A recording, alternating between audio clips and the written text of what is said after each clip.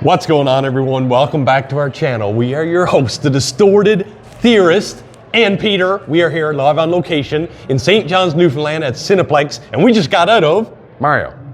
Super Mario Galaxy movie. I always find it hard to say that because the game is also Super Mario Galaxy. You got to be specific. We've seen the movie. But before we start talking about this, mostly non-spoiler review, we'll give you a heads up if we do. As always, if you want to support the channel, we do appreciate if you just take 1 second to hit our subscribe button, hit our like button. Peter, give us the good, bad, and ugly thoughts initially. I had to keep telling myself throughout this movie, because this is outside of our normal realm of movies fun. That we see. It's a fun night at the movies. It's a family kids movie, so we couldn't go into it being like, yeah, the shot and this didn't work, and it was felt a bit slow, because that was the thing. It is a short movie, but again, it's for kids, which is going to be, and it doesn't slow down. No, I was just going to say, literally, as soon as it was over, he looked at me, he's like, well, that movie didn't stop for a second, and I agree. Straight gas. But you know what? I think that's for the better, because it just was like, it kept attention. Kept attention, just like, I mean, we're kids at heart. It kept our attention. I'm a kid. You know, the only flaw, and I hate to start with a flaw, but I'm going to because it helps segue to the next part of our chat, is it seemed like there was, even though it never slowed down, there was times where things just went silent. Did you notice that? It was almost like there was no ambience to some scenes. I don't know if that makes sense. It was to fill in the stories of Bowser Jr. and Bowser. It was to fill in the stories of Rosalina and Peach. Yeah, so but they needed to have those moments, because again, if it was just straight gas all the time, then it wouldn't. But it was the quick cuts, and this has happened, and then we're to the next person, whoop, we're on a different galaxy, whoop, and then we're a different character, whoop, and then we're doing it. Like, but you know that, but that is what Mario is about. You're hitting the turtle. It's going. You got to get the mushroom. Go there. Buddy's throwing axes at you. Get up and under. Hit them. So it kind of actually did feel like you were watching a video game, which must like the first one did. But I found in this one, for me, I know a lot of people on the internet are saying that they didn't dig this movie. I thought it was on par, as fine as the first one. Again, maybe we're not the target audience per se. The first one was very much Mario's story. Right, yeah, the introduction. This one is not. But did you not find that this movie was way more colorful? Like, the world was just more pop than the first one. I did. I don't know. Maybe it was the purples and the blues and the yellows. I think it was just because of the galaxy stuff, because we had more of the jungle stuff in the Mushroom Kingdom. And for me though, that made it more cool, because you didn't know where we were going next. Versus this is a Mario world. They're in the Mushroom Kingdom. They're going to take a tunnel to lead somewhere. This was like, nah, they jumping in the star and going, woohoo! But I think the best addition to this all, as much as we had, well, it's not even a spoiler because they've released the poster for him. Yeah. Not a spoiler. Fox McCloud is in this, so Universal, you ruined that for everybody else. That would have been such a good tease. My jaw would have hit the floor. But Yoshi's great, and all Yoshi does is and that's the whole thing. But it's the comedy. I mean, Mario, and maybe that is it. Mario and Luigi almost took a more serious role in this, somewhat obviously, to allow comedy to come from other characters. They barely had a role. This is more focused on Peach.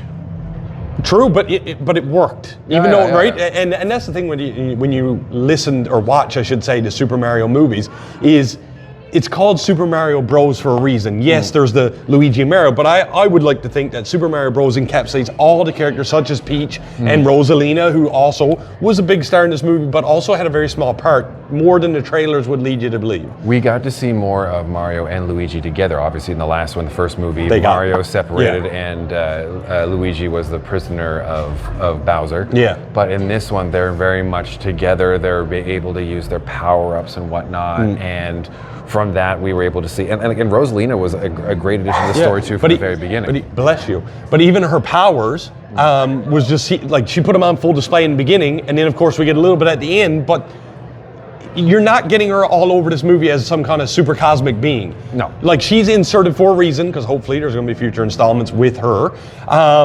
But speaking of future installments, you touched on it a little earlier, Fox McCloud, introduction.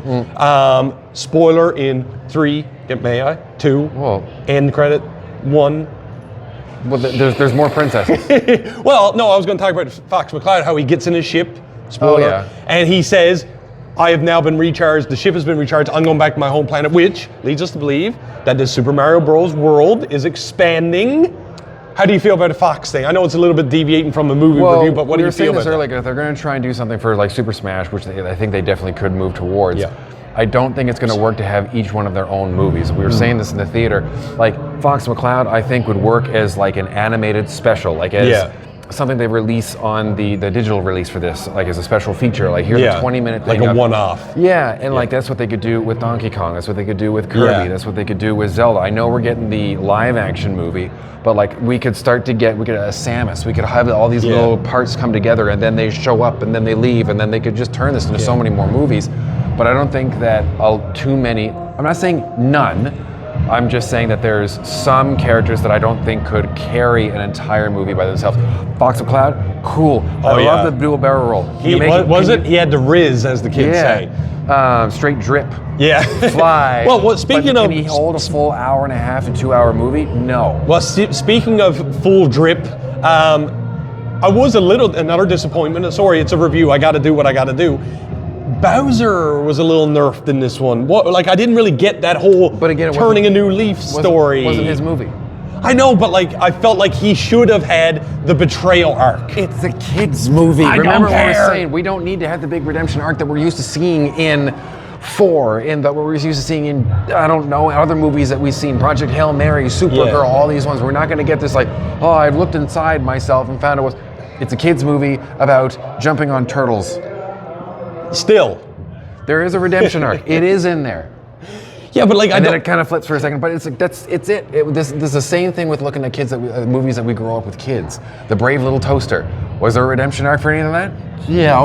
Am I old enough to know what that is? You should. Well, anyways, I don't. I know. To me, Bowser is the bad guy in Mario, right? Yeah. So for me, I would have liked to see him when he looked like he was good. He should have flipped to bad as a ruse. But instead, they carried it right through, even to part with his son, where he's like, we can't hurt them. I felt like wasn't the character, that's all. Are we going to see, did we see a character redemption for Sid in Toy Story? No, he got scared and ran away. That was it. Listen, it's a kid's movie. I'm not going to argue with you. We're not going to have I'm just saying it didn't take me away from liking this movie, and back to the definite review part of things. He wasn't the villain. No, I know, but it's Bowser. Maybe it's a stigma. I don't know. But back to the review. There was growth. I don't. The internet's giving it, like I said, a lot of flack right now. It's getting a little bit ahead. To me, this was just on par with the first one. If not, for me, it was maybe even a little bit better. And that's not a plug for the movie. That is just my interpretation of it. I enjoyed the more whimsical Galaxy-esque part. As soon as I seen the title, I knew that I wanted to see this movie right away because I knew what we were kind of getting into. And now they're setting up more world building. So I go back to the thing of how lucky were we that Mario, the first one, succeeded and now spawned a sequel and possible more sequels. I think in terms of anything, I'm glad that when Marvel did their first one, they did Iron Man. Iron Man wasn't going to be the super popular one, but he ended up being it because they got really lucky with their casting and whatnot. And then the DCU, both times, has started with Superman, and it does work for them. For a video game franchise, for Nintendo to start theirs, if they started with anyone but Mario, it would have been. I don't think it would have worked. Well, how do you feel about Chris Pratt now? After we're 2 movies in, you were a bit skeptical in the beginning. For the 4 lines that he had in this movie, I think he did all right when he went. Luigi. Yoshi. Well, it's funny, you mentioned the Marvel movies. There was a lot of times, and for a review, if you will, this movie to me often felt like Infinity War meets Independence Day. That makes sense? I think there was a couple of vibes. I think it was the green light coming off the spaceship all the time. And I was like, Independence Day. But then there was the thing that Rosalina was trapped in. Remember, it was moving like the star that I forget the name of it, but that Thor was crunching to make the hammer and everything. Nidavellir or whatever. But that's what it was. Just the similarities, and then of course the little what's they called again? Those little stars, I don't know. Luxems or something. Anyway, the way he got sent away and then crash landed, I was like, Thanos is coming. Thanos is coming. Literally, the similarities were there. Peter, at the end of our reviews, as we always do, which I don't even know if that was fully a review, it was just us talking about how great the movie was, but at the end of this, we always give it a rating out of 10. What would you say to the audience you would give it? I'm giving it a 7 out of 10. 7 out of 10? Yeah. What gives it that movie. 7? What's the definitive answer here? Again, it's not the typical movie that we kind of see in terms of, I was able to turn my brain off and enjoy it because it's a kid's movie and it was fun. Is it going to knock my socks off? No. But the expectation for that wasn't there either. No. I would also join you with a 7 out of 10, only for it being, again, targeted at a little bit different audience than us. We go to see it for the nostalgia, for the Nintendo aspect of it, and it's Mario. And also the comedy hit. There was a lot of funny parts in this that I actually genuinely chuckled at. But is this movie going to be top tier, greatest of 2026? Definitely not. It's not meant to be, I don't think. So I would agree with you with the 7 out of 10. I've already seen a movie that's better than it. So do you want to tell everyone what that was? Project Hail Mary. Go see it. Ladies and gentlemen, thank you so much for joining us for our live out of the theater reaction for a Super Mario Galaxy, the movie. As always, if you want to support our channel, we do appreciate if you would just take 1 second to hit our subscribe button, hit our like button, and leave us a comment down below. Have you seen the Super Mario Galaxy movie yet? Did you enjoy the Super Mario Galaxy movie? And how many times can I say the Super Mario Galaxy movie without messing it up? And with that, I am the real Jussy. I'm still Yoshi's #1 fan. And like we always say around here, keep it real.